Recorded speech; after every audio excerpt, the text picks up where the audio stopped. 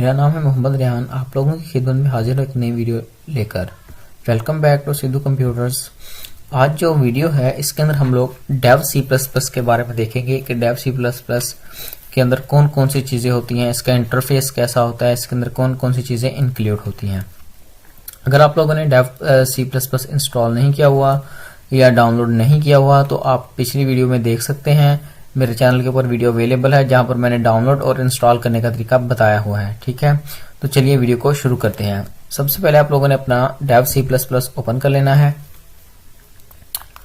ठीक है, ये कुछ इस तरह का आप लोगों के सामने इंटरफेस नजर आएगा। ठीक है, सबसे ऊपर जो बार है इसे कहते हैं हेडिंग बार। इसके अंदर इसका नाम लिखा होता है डेव सी प्लस प्लस 5.9.2। ठीक हो गया।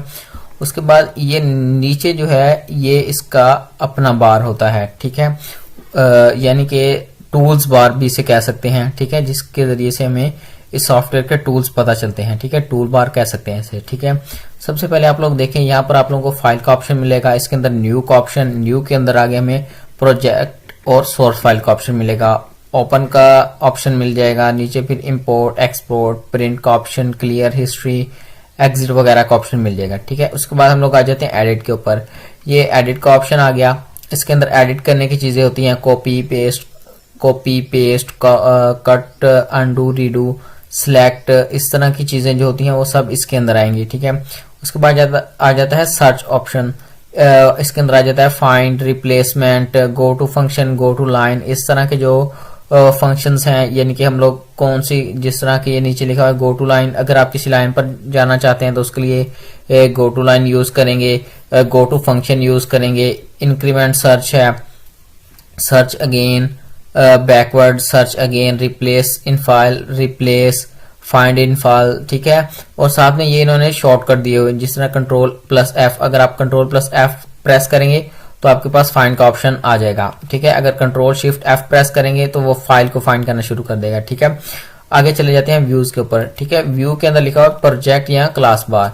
ठीक है, और एक ये है स्टेटस बार। नीचे आ गया टूल बार।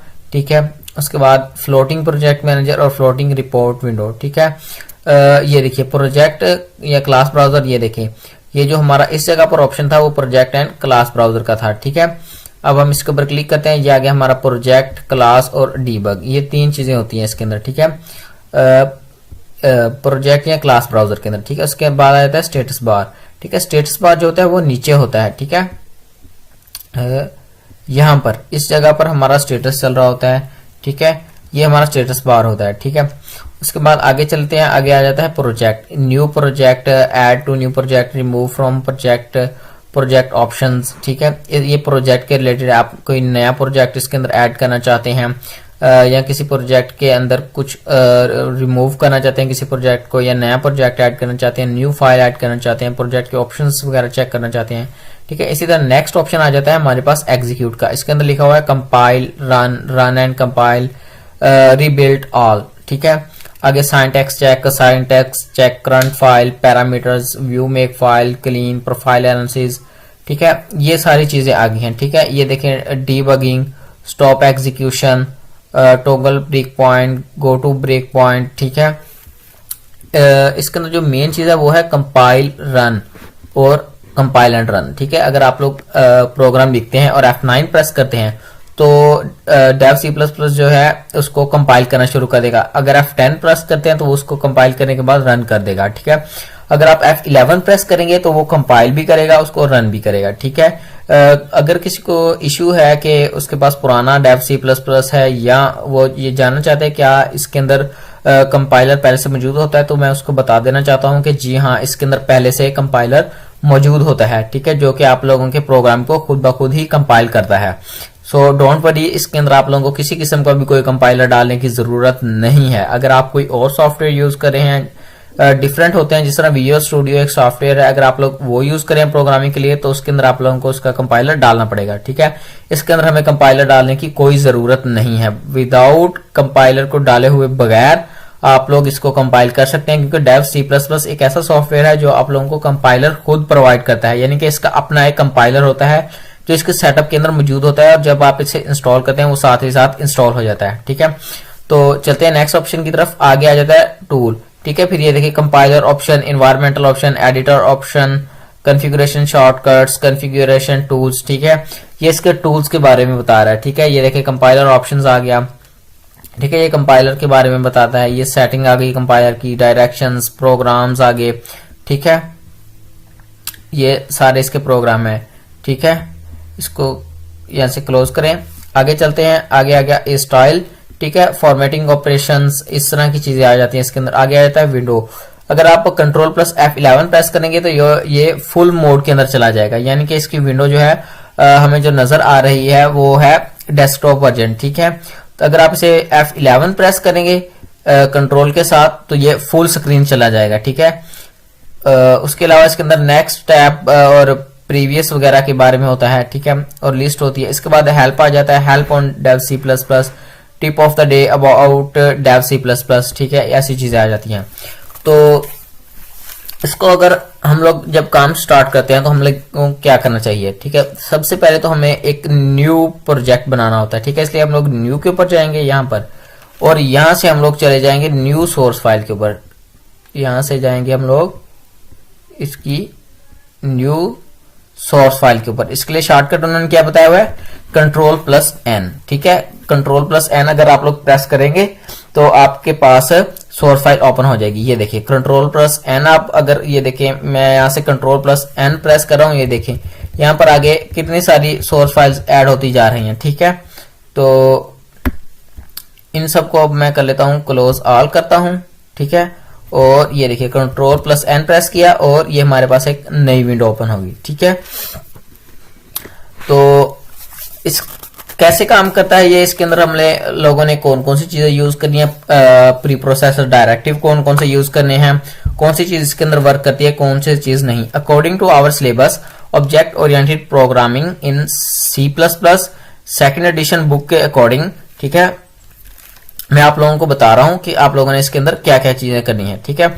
इसके अंदर सबसे पहला प्री प्रोसेसर डायरेक्टिव जो है वो है #include, INCLUD, include, ठीक है। ये लेस देन ग्रेटर देन का साइन होता है, ठीक है, ठीक है, जिसे एक्सटेंसर और दूसरा रिड्यूसर भी कहते हैं, इस तरह का कुछ भी इसका एक नाम होता है, ठीक है। अब इसके अंदर आप लोगों ने क्या लिखना है, बुक के अंदर लिखा हुआ है जी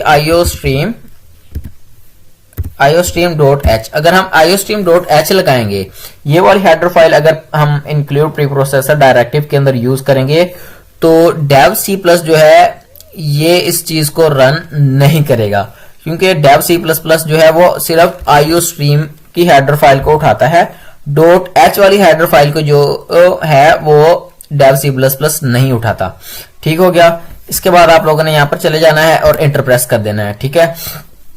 अब इसके अंदर हम लोगों ने दूसरी चीज क्या यूज करनी है, इंक्लूड टाइप करेंगे, ठीक है, लेस देन ग्रेटर देन।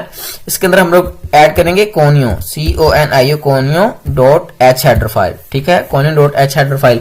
अब अगर iostream जो है वो बगैर .h के है तो आप लोगों कहेंगे कि कोनियो.h भी जो है इसके अंदर भी .h नहीं होना चाहिए, लेकिन जो डेव C++ है वो कोनियो.h हेडर फाइल को उठाता है, ये कोनियो वाली फाइल को नहीं उठाता, ठीक है। iostream जो है उसकी ये .h वाली फाइल को नहीं उठाता, बल्कि कोनियो वाली फाइल जो है उसकी .h वाली फाइल को ये उठाता है, ठीक है। इसके बाद आप लोगों ने एंटर प्रेस कर देना है और यहां पर आप लोगों ने जो मेन कमांड है वो लाजमी टाइप करनी है, यूजिंग नेम स्पेस std, ठीक है, और सेमीकोलन। ये वाली जो हम लोगों ने कमांड टाइप किया ना, यूजिंग नेम स्पेस std, जैसे मैंने टाइप किया ऐसे ही आप लोग इसको टाइप करेंगे, ठीक है।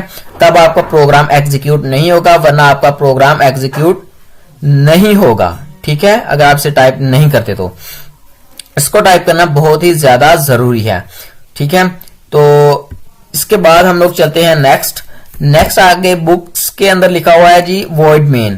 तो आप लोगों को मैं बता दूं डेव C+ जो है वो void main का फंक्शन नहीं उठाता, इसलिए हम लोग यहां पर यूज करेंगे int main और फंक्शन का साइन। ये डबल ब्रेसेस जो होती हैं ये दरअसल फंक्शन का साइन होती हैं, ठीक है। अगर आप लोग यूजिंग नेम स्पेस std और int main इन दोनों को अगर आप लिखना भूल जाते हैं या नहीं लिखते हैं तो आप लोगों का प्रोग्राम एग्जीक्यूट नहीं होगा, चाहे आपने सही प्रोग्राम लिखा हुआ है चाहे गलत लिखा हुआ है, ठीक है।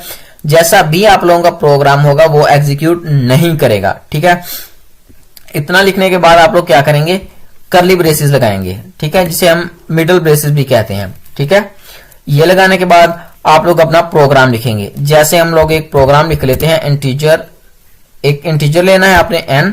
ठीक है, उसके बाद सेमीकोलन लाजमी लगाना है, सेमीकोलन की गलती नहीं करनी।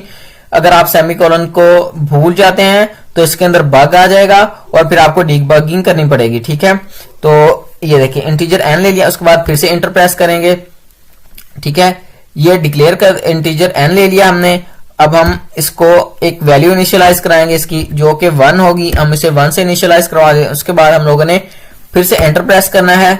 मैं बार बार आप लोगों को बता रहा हूं कि सेमीकोलन लगाना आप लोगों ने नहीं भूलना, जहां जहां मैंने लगाया है। ठीक है, उसके बाद हम लोग लिखेंगे वाइल, एक लूप चलाएंगे छोटी सी। ठीक है, वाइल लगा के हम लोग कह देते हैं कि जब तक n इज लेस देन 5 है ना, जब तक n 5 से छोटा है तब तक क्या करे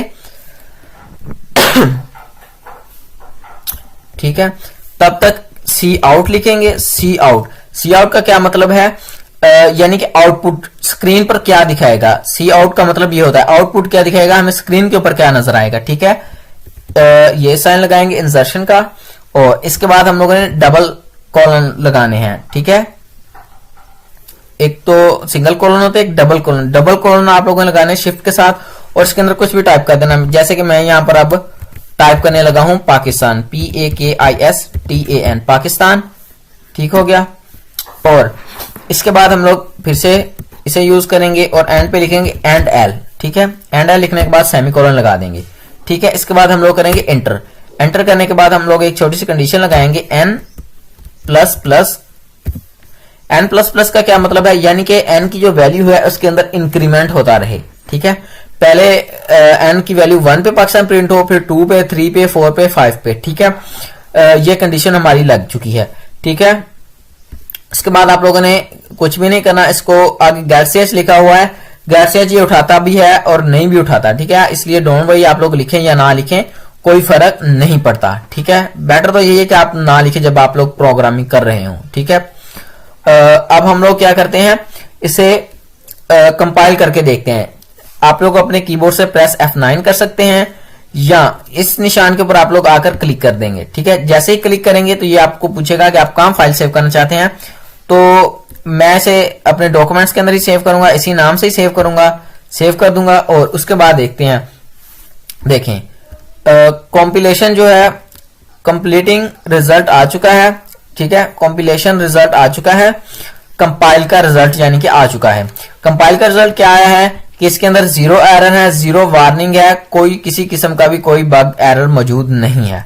ठीक है, अब इसको रन करना है। रन करने के लिए ये इसके साथ ही निशान दिया हुआ है F10 का, इसके ऊपर चले जाएंगे तो ये देखें 4 मरतबा पाकिस्तान प्रिंट हो गया है। आप लोग कहेंगे कि 5 हम लोगों ने लिखा तो वहां पर 5 था कि 5 n इज लेस देन 5 लिखा था, लेकिन ये तो 4 मरतबा प्रिंट हुआ है, क्योंकि हम लोगों ने n इज लेस देन 5 लिखा था, इसलिए ये 4 मरतबा प्रिंट हुआ है। ठीक है, अब अगर हम लोग यहां पर लगा देते हैं इक्वल का साइन, इक्वल का साइन लगा देते हैं, उसके बाद हम लोग इसको रन करते हैं। इसको हम लोग पहले कंपाइल करेंगे। ठीक है, कंपाइल हो गया, इसके बाद अगर हम लोग इसको रन करते हैं तो ये हमें 5 मरतबा पाकिस्तान प्रिंट कर देगा। ठीक है, तो इस तरह से हम लोग प्रोग्राम को इसके अंदर रन कर सकते हैं। फिर से बता रहा हूं एक बार, ये वाली जो 4 चीजें हैं यहां तक, ये 4 चीजें इसके अंदर मेन इंपॉर्टेंट चीजें हैं ये वाली। ठीक हो गया, ये include IOStream, conio.h, using namespace std और void main। ठीक हो गया। अब हम इसके अंदर कोई ना कोई एक और प्रोग्राम लिखते हैं। ठीक है, इसको यहां से कर देते हैं हम लोग क्लोज। ठीक है, अब हम लोग एक नया प्रोग्राम लिखते हैं। ठीक है, एक न्यू फाइल ओपन की, इसके अंदर हम लोगों ने फिर से एक प्रोग्राम लिखना है। कैसे लिखना है आप लोगों को मैं बताता हूं। ठीक है, ये देखिए फिर से एक बार देख लीजिए, यूजिंग हैशटैग लगाएंगे, फिर लिखेंगे हम लोग क्या, include INCLUDE, include IOStream। IOStream का मतलब है इनपुट आउटपुट स्ट्रीम। उसके बाद दूसरा हम लोग conio, CONIO, conio.h H header file, sorry यहाँ पर शुरू पे हम लोग इंक्लूड लगाना भूल गए हैं। इंक्लूड INCLUDE इंक्लूड, यहाँ पर conio.h की हेडर फाइल लगेगी। नेक्स्ट आ जाए, यहां पर हम लोग क्या लिखेंगे, using name space. Name space इसी तरह लिखना है, नेम स्पेस के अंदर कोई स्पेस नहीं आनी चाहिए, ठीक है। यूजिंग नेम स्पेस std, उसके बाद लिखेंगे इंट और साथ लिखेंगे हम लोग मेन, ठीक है। उसके बाद फंक्शन का साइन, ठीक है, एंटर प्रेस कर देंगे, यहां पर एंटर प्रेस कर देंगे। इसके बाद हम लोग चले जाएंगे अपने प्रोग्राम के अंदर, ठीक है। अब एक प्रोग्राम लिख लेते हैं, फिर से इंटीजर n ले लेते हैं, एक n को हम लोग इनिशियलाइज करा देते हैं 1 के साथ, ठीक है। उसके बाद हम लोग फिर से वही करते हैं कि while लगाकर, ये देखिए अब हम इसके अंदर कुछ ना मिस्टेक कर देते हैं, जैसे ये देखिए ये हम लोगों ने लूप की मिस्टेक कर दी इसके अंदर, ठीक है। कुछ मिस्टेक्स कर देंगे हम लोग, ठीक हो गया। कुछ मिस्टेक कर दी हम लोगों ने, और अंदर हम लोगों ने लिख दिया है जी n इज लेस देन 5 कर देते हैं अंदर, ठीक है। इसके बाद हम लोग क्या कह देते हैं कि सी आउट करा दे, ठीक है, सी आउट करा दे ये जी पाकिस्तान को सी आउट करा दे, ठीक हो गया। और यहां पे हम लोग लिख देते हैं एंड एल, ठीक है। और उसके बाद हम लोग एन के अंदर लिख देते हैं इंक्रीमेंट, ठीक हो गया। एन के अंदर इंक्रीमेंट होता रहे, ठीक है। और यहां पर हम लोग सेमीकोलन की भी मिस्टेक कर देते हैं, ठीक है। आई होप आप लोगों को समझ लगी होगी कि मैंने प्रोग्राम कैसे टाइप किया है, ठीक है। ये देखिए, ठीक है। तो अब हम इसको करेंगे कंपाइल, ठीक है। ये देखें, अब मैं इसको यहां से कर रहा हूं सेव, और कंपाइल के अंदर वो हमें एरर्स दे रहा है, वार्निंग दे रहा है, एरर्स दे रहा है, ठीक है। अब हम लोगों ने एरर्स को कैसे रिमूव करना है, ठीक है। सबसे पहले वो हमें बता रहा है कि ये देखिए कॉलम नंबर 7 पर एक मिस्टेक है, यहां पर भी हमें पता है कि एक मिस्टेक है, ठीक है। उसके बाद इंटीजर मेन का फंक्शन हम लोगों ने यूज किया हुआ है, ठीक है। वो फंक्शन तो ऊपर हम लोगों ने ठीक यूज किया, लेकिन नीचे हम लोगों ने मिस्टेक्स की हुई हैं, ठीक है। इनिशियलाइजर जो है बिफोर एन, उसकी भी मिस्टेक दे रहा है, n was not declared in this scope, n को कह रहा है कि डिक्लेयर नहीं किया हुआ सही तरह से। वाइल ऑल, ये वाली लूप भी हमारी गलत है, यहाँ पर इसमें भी मिस्टेक है। ये देखें यहाँ पर भी हमें मिस्टेक्स दे रहा है, ठीक है। अब हम लोगों ने एरर को किस तरह देखना है, ठीक है। जिस तरह इंटीजर मेन के ऊपर आ जाए, आप लोगों ने इसके ऊपर क्लिक करना है और चेक करना है कि आप लोगों ने क्या सही लिखा हुआ है। जी हाँ, ये हमने ठीक लिखा हुआ है। उसके बाद नीचे आ जाना है, ये भी ठीक लिखा हुआ है, ये भी ठीक लिखा हुआ है, ये भी। अब यहां पर जब आप आएंगे ना इसके ऊपर, तो आप कहेंगे n इज इक्वल टू 1, इसको हमने इनिशियलाइज तो ठीक कराया हुआ है, ठीक है। लेकिन इंटीजर n के अंदर हम लोगों ने यहाँ पर सेमीकोलन नहीं डाले हुए, सेमीकोलन अब डाल दिया, ठीक है। अब इधर वाइल को हम लोग करेक्ट करेंगे, ये देखें वाइल करेक्ट हो गया, ये देखें अब वाइल करेक्ट हो गया, ठीक हो गया, वाइल करेक्ट कर दिया हम लोगों ने। अब उसके बाद यहां पर आ जाएं, यहां पर नीचे हम लोगों ने ये देखें यहां पर भी वो एरर दे रहा है, ठीक है।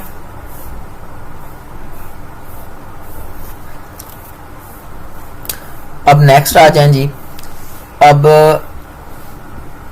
ये देखें वाइल आ गया, ये आ गया।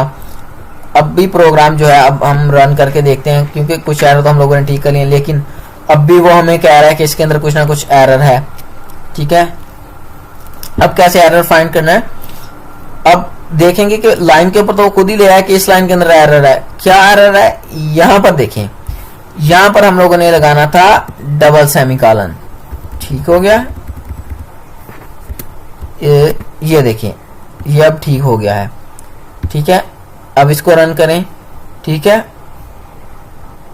अब भी इसके अंदर वो क्या एरर बता रहा है, यहां पर हम लोगों ने इसको नहीं लगाया हुआ।